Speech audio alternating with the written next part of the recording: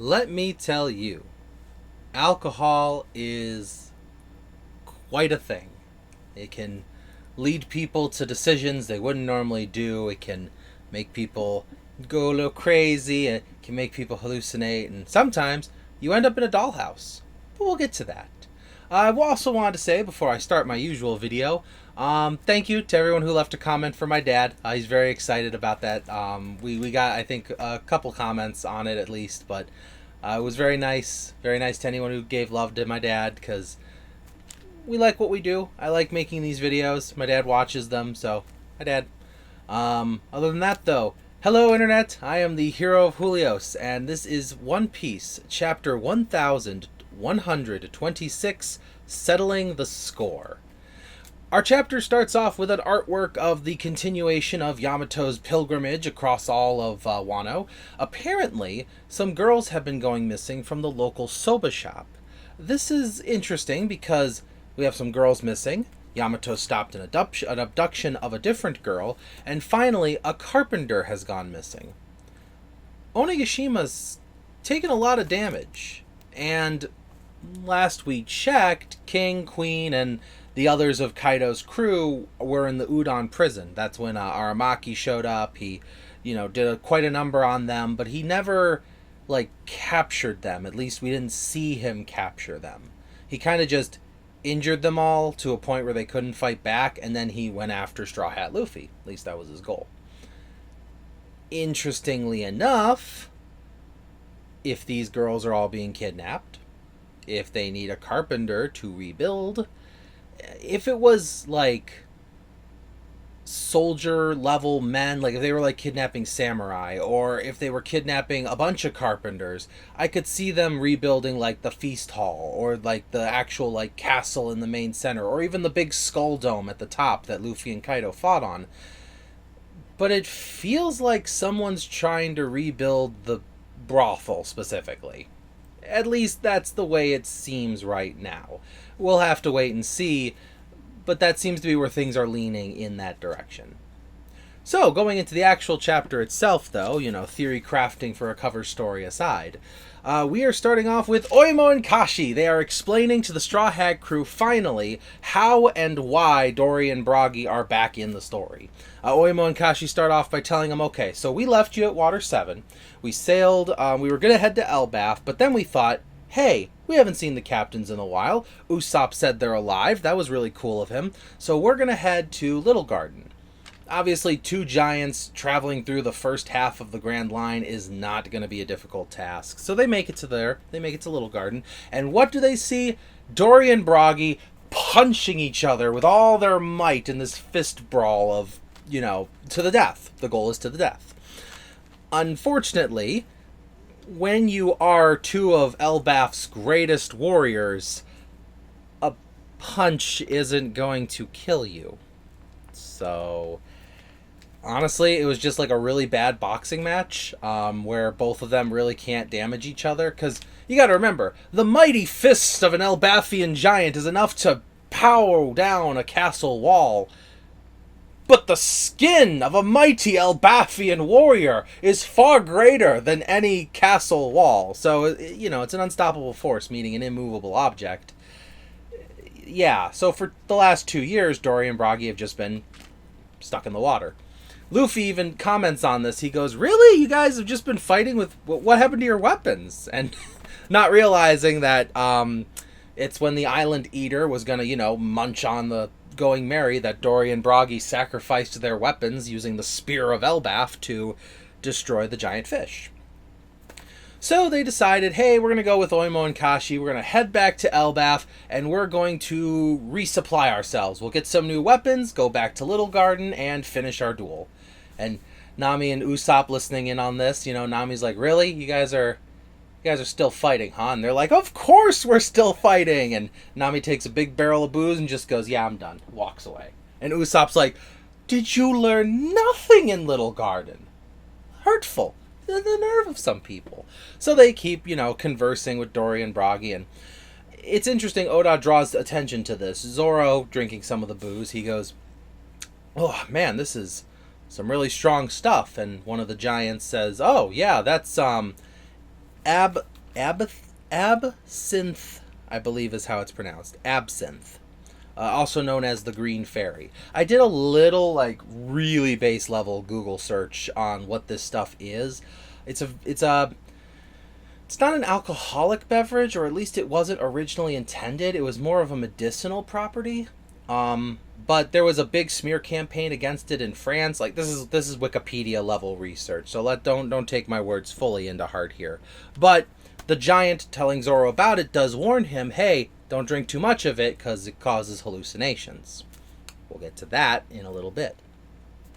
So as the giants are regaling the Straw Hat crew with their stories, little Bonnie sitting with her dad, they're looking up at the sky together, and she's just happy that they can finally chase the horizon together. They're finally together. The sun is beating down on both of them.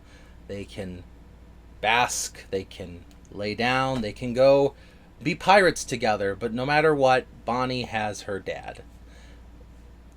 Unfortunately, it's not in the perfect happy ending sense, but I still want to hold on to the theory that S-Bear might be Kuma. The only reason I know this is the raid will fail levels of, coping and sticking to your guns on a theory, but S-Bear was acting weird. To the point where Rob Lucci and the other Cypherpol Zero agents were taking S-Bear back for repairs or to be examined or whatever, and we never established what was wrong with S-Bear. It's entirely possible that it is the lineage factor or the unavoidable nature of the warlord that they're cloned from. For example, Boa Hancock being unable to resist Luffy.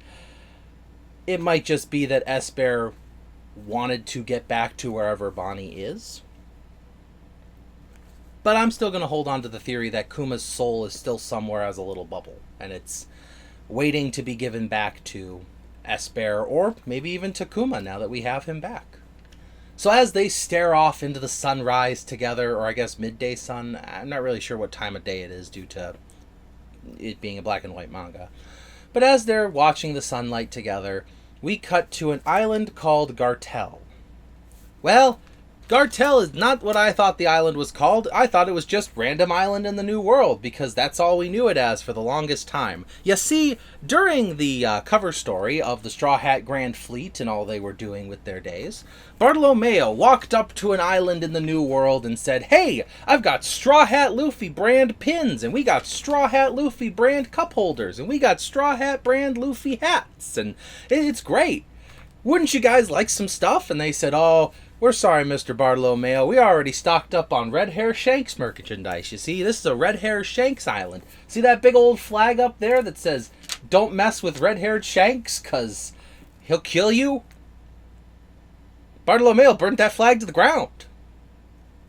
That was a month ago, according to the information here. And I'm a little unclear on this because the way the narration happens in the manga, it says 1 month ago Bartolomeo burnt down the flag.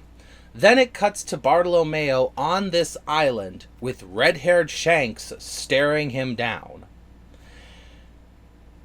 Either this event happened a month ago and the panels just aren't shaded in the typical fashion of flashbacks that we get, or this is happening right now, which is also confusing to me, because then Bartolomeo just hung out on that island for a month? Like, did he hang out on the island to establish Luffy's dominance? I mean, the dude was just selling merch. You burn the flag and you leave, if that's the case. But whatever the reason, or this could be they ended up on a different island. It's a little, I will admit, it's a little confusing.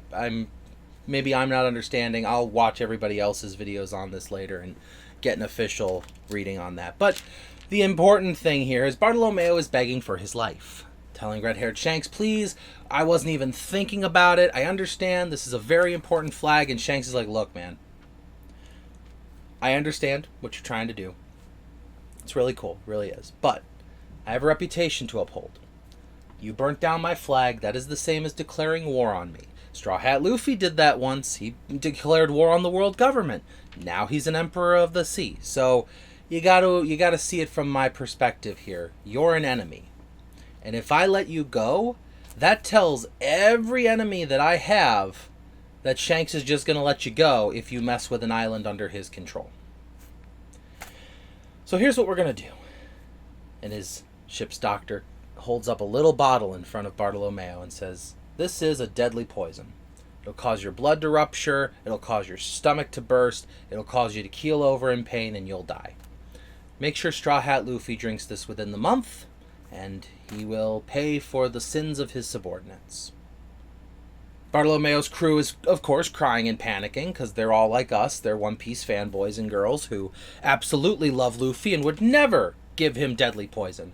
So Bartolomeo does exactly what a true One Piece fan would do. He drinks the poison himself. Yeah, that's pretty dedicated, I will admit. Points for most dedicated One Piece fan goes to Bartolomeo. Most dedicated Luffy fan goes to Bartolomeo. I'm a huge fan of Luffy. Favorite character in the series. Bartolomeo wins. I can't compete with that guy. So, as he is preparing for death, he calls out to the heavens and he declares, this was not Straw Hat Luffy's fault. He never asked us to drink those sake cups. He never asked us to fly his flag. We did all that without his permission. So this is gonna go down this way, red-haired Shanks. I'm just a random punk pirate who thought I was better than an emperor and got put in my place because of it. Just like that Eustace Kid guy a couple chapters ago, because we still haven't heard anything from Eustace yet. So as Bartolomeo sits there preparing for his blood to rupture, his crew crying, and Bartolomeo breathes his last breath, he goes, and that's it. Turns out it wasn't deadly poison, and Bartolomeo and his crew, they're on their ship, they're sailing away from the island, and they're like, "Oh wow, Captain, it's so great you didn't die." And he's like, "I know! That red-haired Shanks is a real nice guy. What a softie." Ah, man, well, I mean, at least he put up a good show, right? You know, everybody's definitely still afraid of him, because we're not going to tell anyone. And meanwhile, Ben Beckman, he's on the island, him and Shanks are, you know, seeing him off, and Ben Beckman's like, Why are you smiling, Captain?" And Shanks is just like, "Oh, come on. That was so cool. You saw that. You saw how far that weird green-haired, chicken-crested looking barrier man was willing to go for his captain." It's just nice to see Luffy's made good friends. Ben Beckman's like, "It sure is, Captain." And as the two of them are reminiscing about how cool Luffy is, Yasop comes over and he goes, "Okay, Captain, it's fun. I need you to move, Captain. Captain, get out of the way. We have a reputation to uphold." Pew! And then the Going Luffy explodes. By the way, that was the name of Bartolomeo's ship, for anyone who forgot. It's the Going Luffy. According to the narrator, it is unknown if there are survivors. Mind you, Barty's devil fruit user on the ocean. Now, he does have crew members who can probably swim. You know, that's honestly, if I was building up a crew, I would definitely not go the Blackbeard route and have every single member be a devil fruit eater, because that's a quick way to die, is getting your ship sunk. Honestly, I don't know. I understand the whole, like, fishman persecution and all that happened 800 years ago. Like, they just now are considered people because, like, they just got into the reverie and whatnot. But I don't understand how lawless people, like pirates, how they don't make sure their pirate crew has a fishman on it. If I was in the world of One Piece and I found out fishmen were a thing, I'd be asking every fishman I meet, "Do you want to join my crew?" At least the first, like, 8 fishmen who say yes, I'd have them join my crew, because, yeah, devil fruits are great, but I can't swim. I haven't even eaten a devil fruit and I can't swim, which is actually the reason why I would eat a devil fruit, because I'm not really losing anything, because I'd sink anyways. Boy, I'm getting off subject. Anyways, yeah, there's really nothing else to say about that. Luffy and Shanks, they love each other. You know, mentor master, student kind of thing. It's great. But at the end of the day, they're both emperors of the sea now. And sometimes you got to do your job. Sometimes, even if it's your own brother, you have to do your job. And their jobs are being emperors. So we'll have to see where that goes later. Speaking of emperors doing their jobs, Hachinosu is bumping right now. We got the full lead island. All the pirates there are cheering and jumping, and they're so excited because they heard about the One Piece news, and they're like, Blackbeard! Blackbeard! You're going to take over the world! We're going to take over the world together! It's going to be great! We're going to plunge the world into darkness and earthquake chaos! And Blackbeard, sitting in his big tower thing, he's not happy. He's got Alvaro Pizarro by the nose. Well, mustache? Whisker? Weird. He's a big stone whisker thing. Because he's mad. Kobe got away. Not to mention Kobe got away. Gecko Moria got away. Which I'm not really sure why Blackbeard's upset about that. Moria kind of just wandered in to begin with. But regardless, prisoners escaped and Pizarro was on, call. So this is his fault. He's whining. He's like, nah, Captain, it's not my fault. I wasn't expecting Garp to show up of all people. Like, that's not fair, yeah. And he's like, all right, it's fine, it's fine. Kuzan, what were you telling me again? And Kuzan's like, we caught Garp. Blackbeard's like, you know what?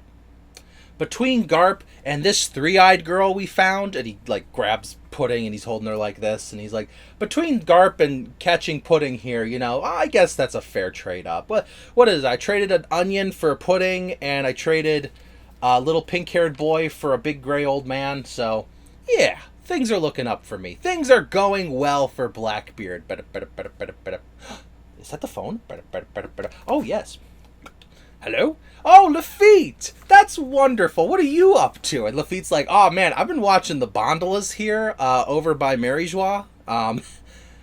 Those revolutionary armies have kept up to pace with this. There is not a single amount of food has made it up to Maryjois in quite some time now, sir. I would have dare say their stocks are probably dwindling horribly. I wouldn't be shocked if they don't starve pretty soon. And Blackbeard's like, that's awesome. Anything else going on there? And he's like, nah, I'm just enjoying the show, Captain. Blackbeard's like, oh, we'll stop enjoying the show. You have a job to do. Okay, Captain, I'll call you later. Click. So, Lafitte's doing something in Maryjois. As we know, Lafitte is the only member of the Blackbeard Pirates, actually the only person we've seen, period, who has managed to get into Maryjois to the Room of Authority. Well, it was not the Room of Authority. It was it was in Castle Pangaea, but it was like a meeting room for Sengoku. He got there to a room full of warlords. Haki-using warlords who did not detect him. Conquerors Haki-using Fleet Admiral Sengoku. Not a single person noticed Lafitte walking in here. And Blackbeard's got him doing something. So, whatever infiltration mission this is, it's gonna be big. Wow, hero, it sounds like Blackbeard's got a lot going on, doesn't it? Why, yes it does, nameless YouTube watcher who just happened to be on this video. It does, but it doesn't stop there. You see, Van Alger's back. With Katarina Devon and Caribou. And it's actually kind of cool, the docking procedure, because Pizarro controls the island, so he reaches with the big stone hand and he grabs the ship and then puts it, in the dock or whatever. So they're probably the only island where their port can be, safely guarded. Because they actually have an island user who can grab it and add it to wherever. I wonder if Pizarro has to be able to leave the island he's on, I would assume. It's got to be like Pika's Stone Fruit. It's going to be terrifying, whatever island they stick Pizarro on, because he'll be able to control it and feel the locations. But anyways, so that's a bad case scenario for us, is Blackbeard is about to learn where the ancient weapons are. At least 2 of them. And since the 3rd one's already with a bad guy, we know we're in a lot of trouble. But enough about Blackbeard and his potential to take over the world. Let's get back to the Straw Hat crew. Or we would if they weren't separated again. That's right, it's been 2 days at sea since the Egghead incident. The Great Eric, that's the Giant's ship, it's been sailing for 2 days, which apparently is the amount of time it takes to get to Elbaf. So, yeah, they're very confused as to why they aren't there yet. It even says, the narrator even says, somehow they're not there.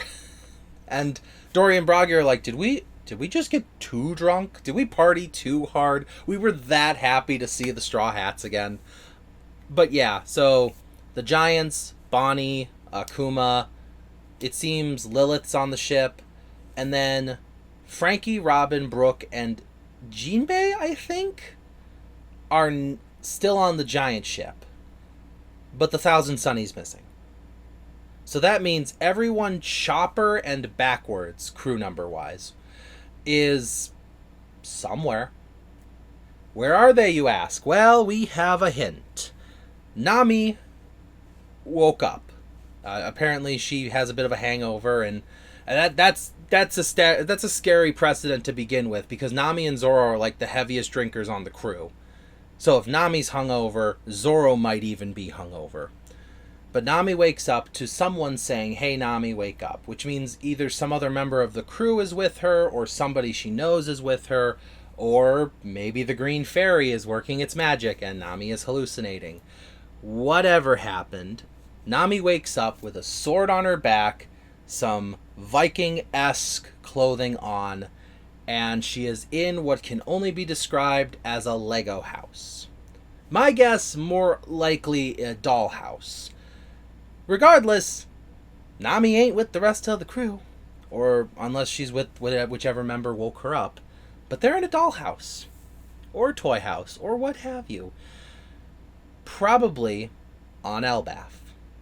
Probably under some child giant's discretion.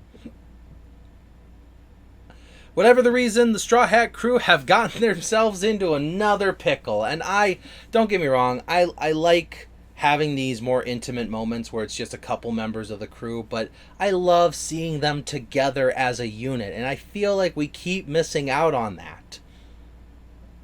It's okay, though. They'll get back together again. We'll have another epic panning shot as they're in a battle where Thor and Loki are helping them fight against the great giant serpent Jormungandr. I do know a little bit about Viking lore, and I may do some more research on that as we're getting closer to this. I'm actually friends with a Viking, which is kind of cool.